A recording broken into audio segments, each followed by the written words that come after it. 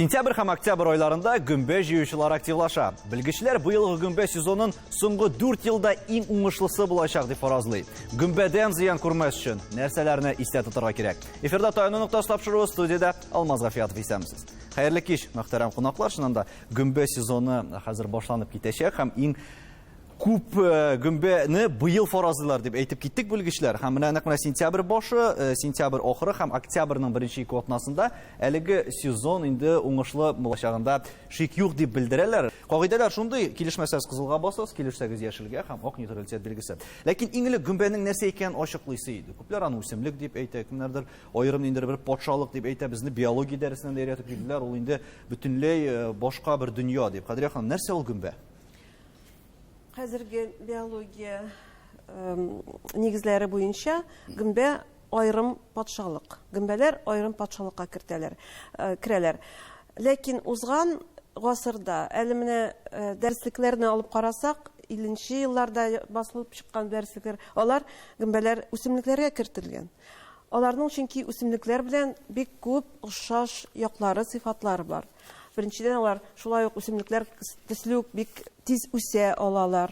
Үзләренә бөтен туклыклы матдәләрне сеңдереп йоталар. Менә хайваннар ашыйлар, йоталар, авыз аша йоталар. Булар сеңдереп тамырлары белән йоталар. Но гөмбәләрнең аерым бер үзенчәлекләре бар. Аларның табигый тәннәре җепселләрдән тора. Гифлар дип атыйбыз. Аны грибница, мицелий дип атыйлар.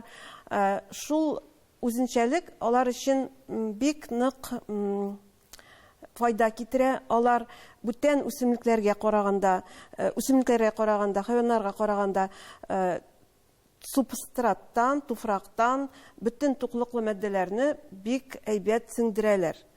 Һәм алар сеңдерә алалар кирәкле матдәләрне дә, һәм кирәк булмаган агулы матдәләрне дә. Бу кеше организмы өчен агулы. Кеше организмы өчен агулы булмаган үсемлекләр дә агулы булырга мөмкин, чөнки алар менә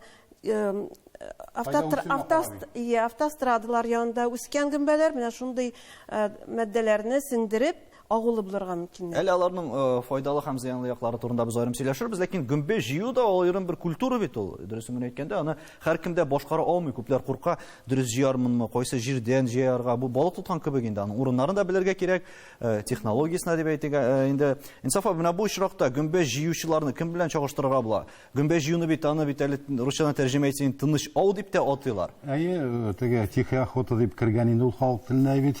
Шуннан да гөмбә тавышны яратмый, җыйганда бик теге шушы биргән кебек кенә дә псик кебек басып йомшак кына йөриләр гөмбә җыючылар. Һәм инде кем белән чагыштырган дигәндә, ул шулай аерым бер маугу, хобби дип әйтәбез. Маугу, шуннан да бөтен кеше дә гөмбә җыя алмый. Сәләте дә булмаска мөмкин, теләге дә булмаска мөмкин, чөнки ул бит иң беренче теләк. Мин инде аларны кем белән дә чагыштырып булмый, һәркемнең үзенең теге мәнфәгате, һәркем дөньяга карашы дигәндәй, һәм инде табигать белән аралашкан кеше мин акылса инде гөмбәме ул, башка үсемлекме, җиләк җимешме, ул урманга чыга, тынычлана, менә шундый бер үзенә ләззәт, рәхәтлек таба. Мин нинди профессия белән дип әйтеп булмый, мин монда әйтә алмыйм. Ул балык тоту белән чагыштырып буладыр инде буны. Бәлки буладыр, мин балык тотырга яратмыйм. Гөмбә җыярга яратасыз. Менә андый кешеләрдә ул Наҗа ханым, сез нәрсә, нинди ләззәт табасыз дип әйтә инде бу очракта? Гөмбә җыюдан. Инсаф абыйның сүзенә кушылып, бу шул балык тоту белән бер дип әйтәм. Чөнки мин менә үзем тормышка чыкканчы балык тотарга яраттым. Әле кияүгә чыкканнан соң да балык тоттым. Икесе дә күңелгә ләззәт бирәләр алар.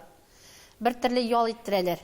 Менә шул гөмбә вакыты җитсә, яңгырны көтәбез бит инде. Быел инде авыррак булды, конечно, шулай да әле гөмбә булды. Киләчәктә тагында китеп калабыз, ял иттерә инде. Җыйганда ял иттерә, аннан соң Әйе, эше дә бар бит әле монда, һәм аны бит әле дөрес итеп эшкәртергә, пешерә белергә кирәк. Аны ул гөмбә шулай ук ниндер үзенчәлекләре күп. Амил әфәнд, сез ничек карыйсыз бу гөмбә җыю процессына дип әйтикме инде?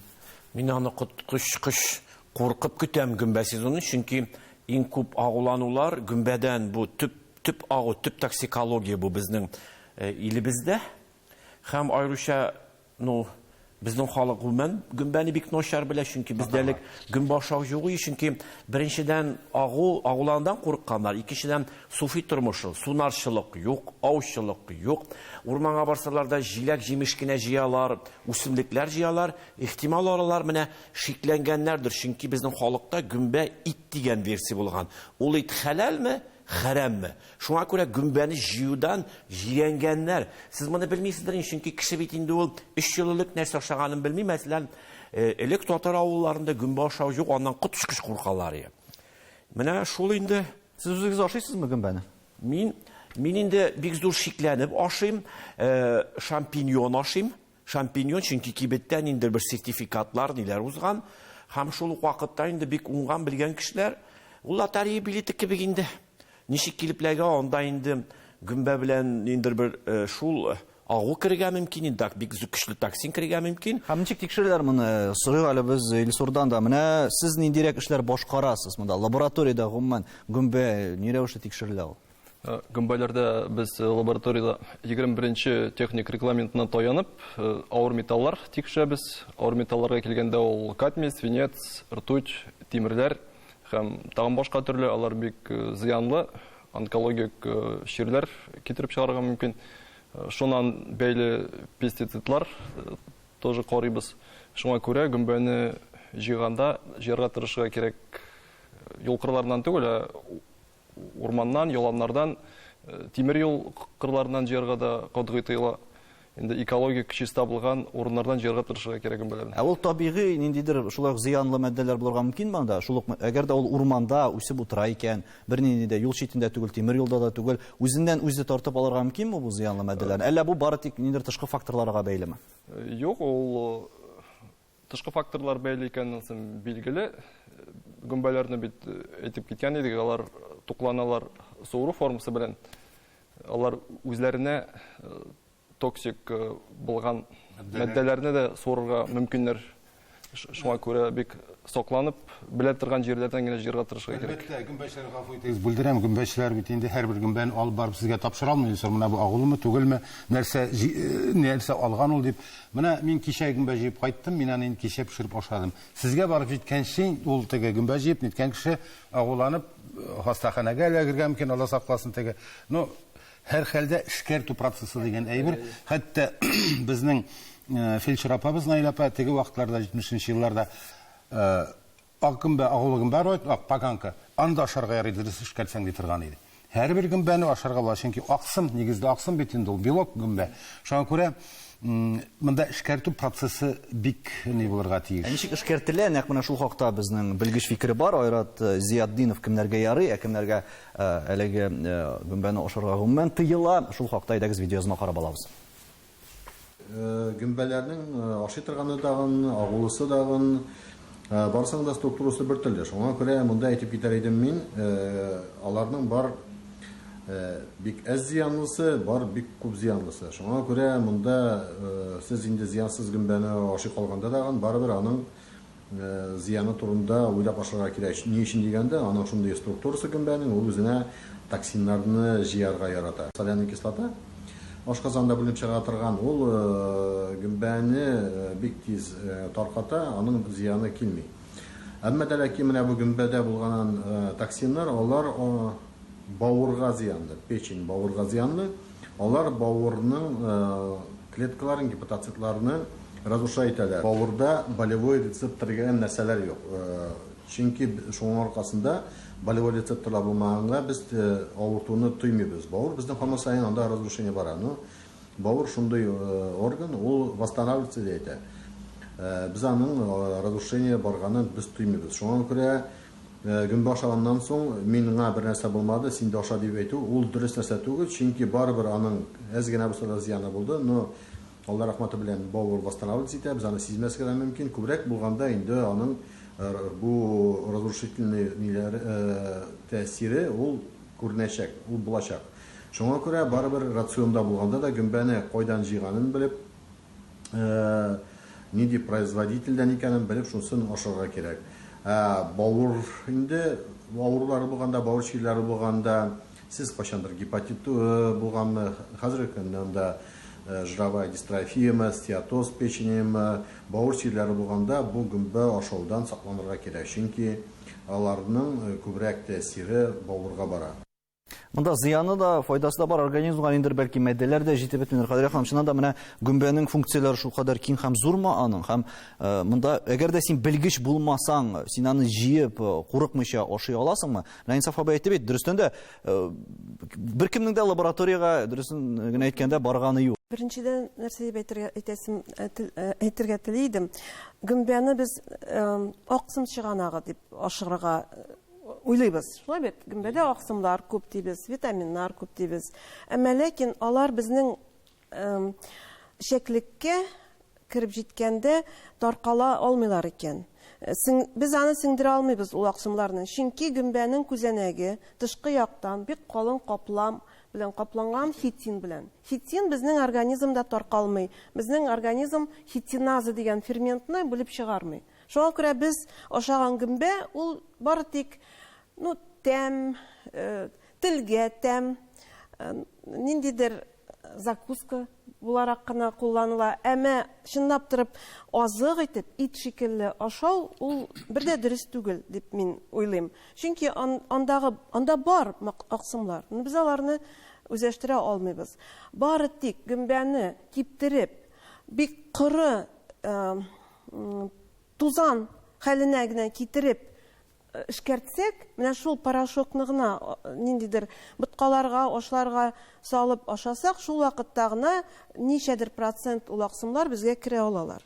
Ансы менә беренчедән, аның чын кыйммәтлеге бик зур түгел гөмбәнең. Менә ризык буларак. Без аны ашасак та, Гадилә ханым әйтергә кирәк, ябыгы өчен бик файдалы. Зыяны булмаса да, яхшы дигән кебек. Әмма ничек эшкәртергә һәм ничек пешерергә кирәк, дөрес итеп, бу хакта рекламадан сөйләшербез.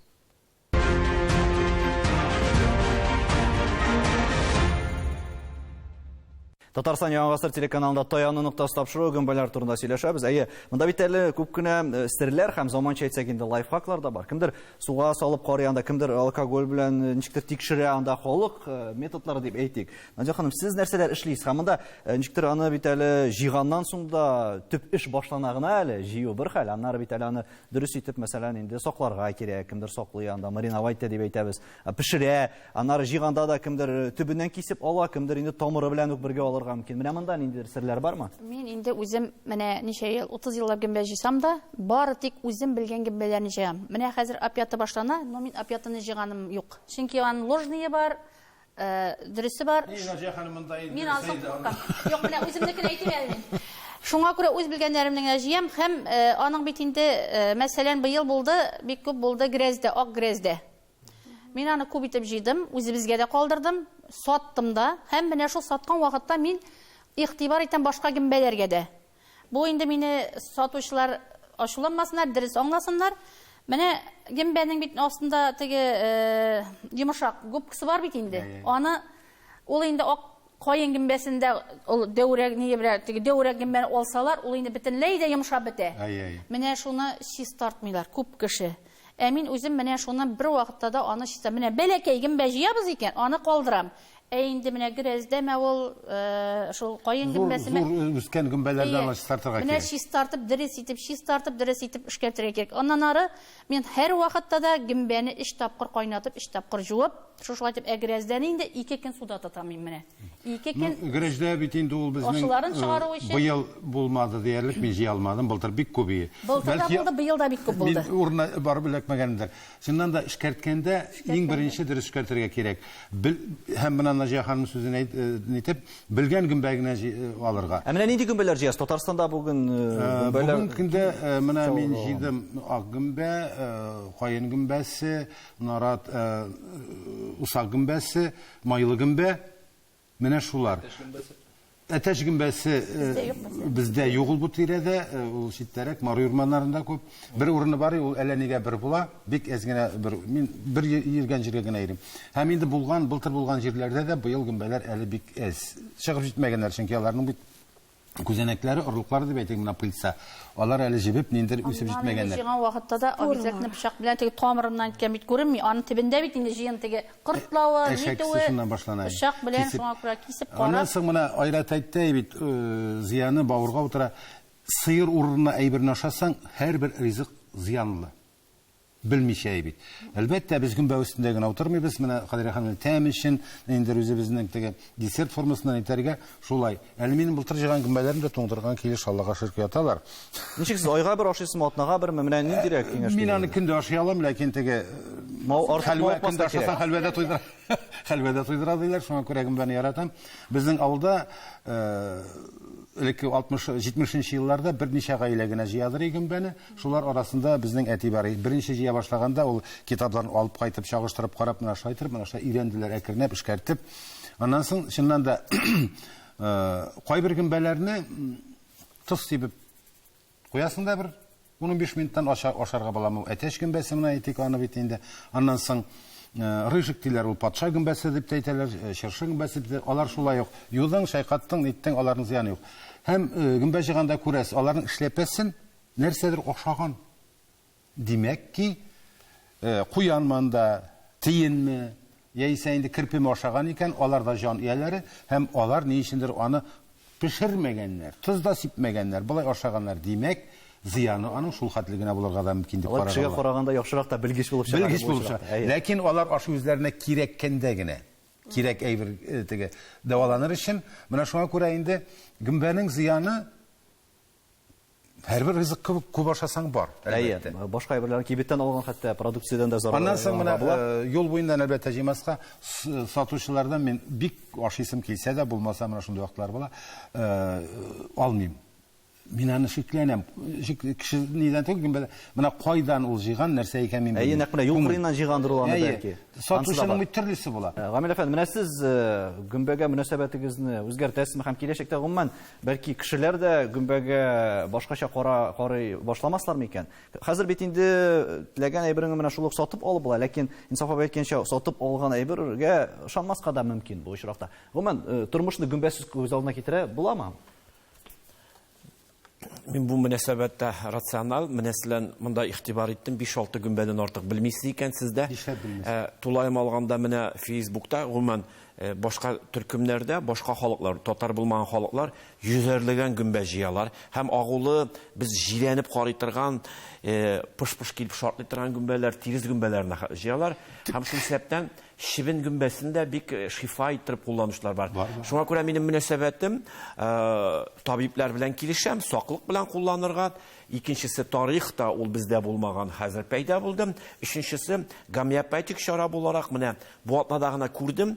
Кукмара белән Нократ алан арасында бер Пенәгәр дигән авыл бар. Шулар белән аралашкан идем. Разия апай ире Равилне давалаган шибен гөмбәсенең ни белән, сыгынтысы белән. Һәм шуның аркасында әйтмим инде ширикә менә шундый авыр ширләрдән дә котылган. Тамчы гына белеп кулланырга. Шулай. Ниндер бер технологиясе бар икән. Бу да әлбәттә бу да бәхәсләй бер табиблар булса монда сез табиб түгелме? Юк, хәзер без Илсурдан халык медицинасы буенча сорау бирәбез. Әйе, менә шуннан да аны бит әле файдалы яктан да шул ук медицина өлкәсендә дә кулланалар дип беләбез. Менә бу юнәлеш бездә нинди әлегә үсеш алган? Белүемчә, менә шушы шибен гөмбәсе Мухаммар инде ул без белгәнчә шибен гөмбәсеннән настойка ясап, шуны буыннарга сылыйлар, кулланалар, шулай җылыткыч булып, шулай итеп кан тамырларына да бик файдалы дип сөйлиләр. Һәм инде белүебезчә инде гөмбәләр антибиотикларга, шуларга синтезга нигез салганнар, шул ук пенициллин, шуны истә торырга кирәк. Күксе бит инде ул, күксе. Монда чыннан да менә бу теле әйтик, кемдер файдасын күрә дә, бөтенесе эшләргә тына теге ишетеп, нитеп бит инде белеп кулланырга кирәк. Гомер буе эшләгән кеше бу нине, Гамил, аны куллана. Мин бердә килешмим 5-6 гөмбә генә дип, чөнки безнең регионда менә шу гөмбәләр шулар инде. Гөмбәләр шулар әйе. Менә бу теге пыш-пыш иттереп чыгара, ни яңгыр гөмбәсе дип без нитәбез бит инде без аны. Алар зур да булса, менә шушы гөмбәдән дә файдалы сөйк бер карасаң, теге нитә торган, кисеп, турап, шул килеш кыздырга була. Аннан соң шампиньон. Гомумән чит илдә шампиньоннан башка гөмбәне, гөмбә итеп кабул итмиләр. Аларның бөтенесе, алар өчен бөтен гөмбә агулы гөмбә. Шул шампиньон гөмбәсе менә шул яңгыр гөмбәсе дип әйтәбез инде. Калганнар агулы. Менә моңа ничек карарга Гамил? Син блогер буларак, конечно, әлбәттә аларны карап утырасыңдыр бит. Ләкин карау бер хәлемне тотып тою икенче.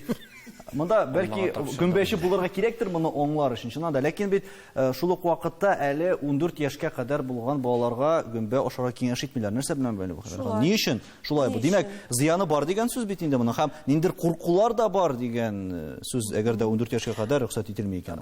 Балаларның ашказан системасы, азыкны таркатучы система әле өлгереп җитмәгән, җитлекмәгән. Шуңа күрә бу авыр продукт аны эшкәртә алмый. Шуңа күрә 2 яшькә кадәр вообще каптырып та карарга ярамый гөмбәләрне.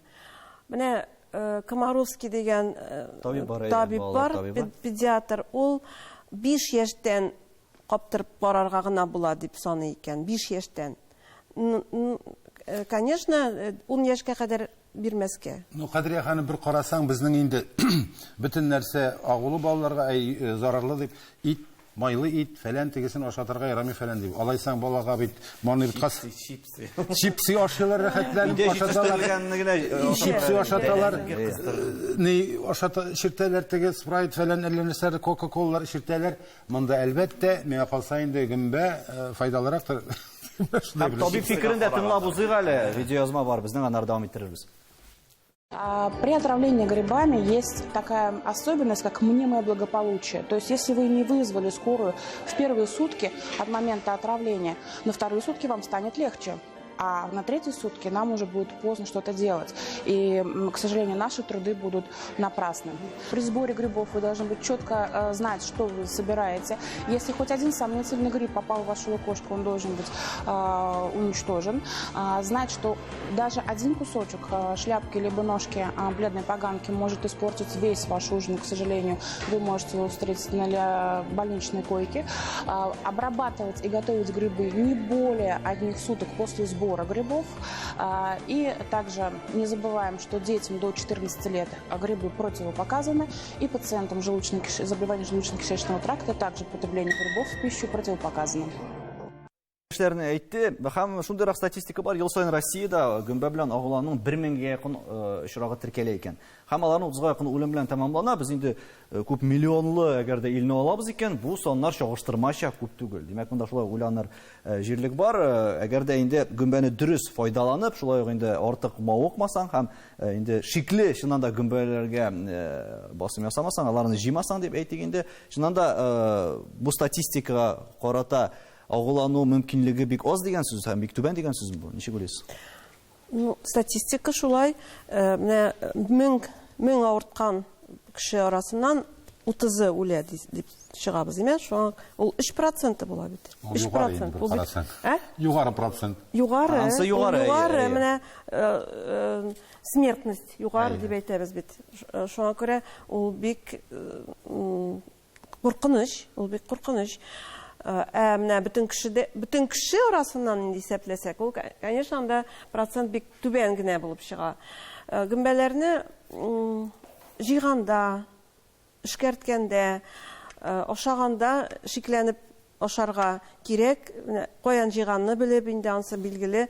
Әгәр дә әле аннары соң тагын бер нәрсәне искә төшердем мин, гөмбәләрне бит мариновать иткәндә герметично тимер капкач белән капламаска да кушалар. Чөнки анда консервада анаэроб шартлар барлыкка килә, кислородсыз шартлар барлыкка килә, һәм гөмбәне дөрес чистартылмаган булса, анда туфрактан спорлар, бүтән бактерияларның спорлары керергә, мәсәлән, ботулизм споры керергә мөмкин, һәм бу банкада ботулизм ботулотоксин җыелырга мөмкин.